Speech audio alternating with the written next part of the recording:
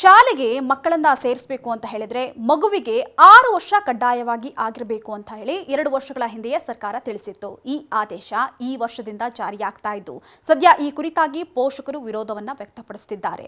ಹೌದು, 2025 ಹಾಗೂ 26ನೇ ಸಾಲಿನಲ್ಲಿ ಮಕ್ಕಳನ್ನ 1ನೇ ತರಗತಿಗೆ ಸೇರಿಸಬೇಕು ಅಂತ ಹೇಳಿದ್ರೆ ಜೂನ್ 1ಕ್ಕೆ ಕಡ್ಡಾಯವಾಗಿ 6 ವರ್ಷ ಪೂರ್ಣಗೊಂಡಿರಬೇಕು ಅಂತ ಆದೇಶವನ್ನ ಮಾಡಲಾಗಿತ್ತು. ಈ ವರ್ಷ ಈ ನಿಯಮ ಅಧಿಕೃತವಾಗಿ ಜಾರಿಯಾಗ್ತಾ ಇದೆ.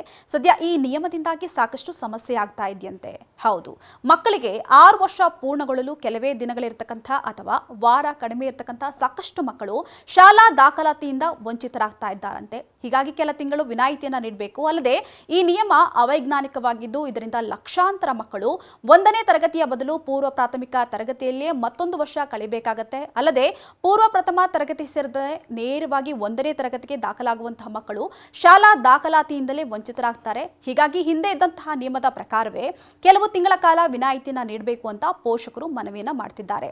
ಮತ್ತೊಂದೆಡೆ ವಯೋಮಿತಿಯನ್ನ ಸಡಿಲಗೊಳಿಸಿದ್ರೆ ಮತ್ತೆ ಸಮಸ್ಯೆ ಶುರುವಾಗಲಿದೆ. ಈಗಾಗಲೇ 2025 ಹಾಗೂ 26ಕ್ಕೆ 1ನೇ ತರಗತಿಗೆ ಬರ್ತಕ್ಕಂತಹ ಮಕ್ಕಳಿಗೆ 6 ವರ್ಷ ಪೂರ್ಣಗೊಳ್ಳುವ ಲೆಕ್ಕಾಚಾರದಲ್ಲಿಯೇ LKG ಹಾಗೂ UKGಯನ್ನ 2 ವರ್ಷಗಳಿಂದ 4 ಮತ್ತು 5 ವರ್ಷ ಪೂರ್ಣಗೊಂಡಿರ್ತಕ್ಕಂತಹ ಮಕ್ಕಳನ್ನೇ ದಾಖಲಾತಿಯನ್ನ ಮಾಡಿಕೊಳ್ಳಲಾಗ್ತಾ ಇದೆ. ಇದೀಗ ವಯೋಮಿತಿಯನ್ನ ಸಡಿಲಿಸಿದ್ರೆ ಸಮಸ್ಯೆ ಆಗಲಿದೆ ಅಂತ ಖಾಸಗಿ ಶಾಲೆಗಳು ಕೂಡ ಈಗಾಗಲೇ ಎಚ್ಚರಿಕೆಯನ್ನ ನೀಡ್ತಾ ಇವೆ. ಸದ್ಯ ಸರ್ಕಾರ ಈ ಕುರಿತಾಗಿ ಯಾವ ನಿರ್ಧಾರಕ್ಕೆ ಬರುತ್ತೆ ಅಂತ ಕಾದು ನೋಡಬೇಕಾಗಿದೆ.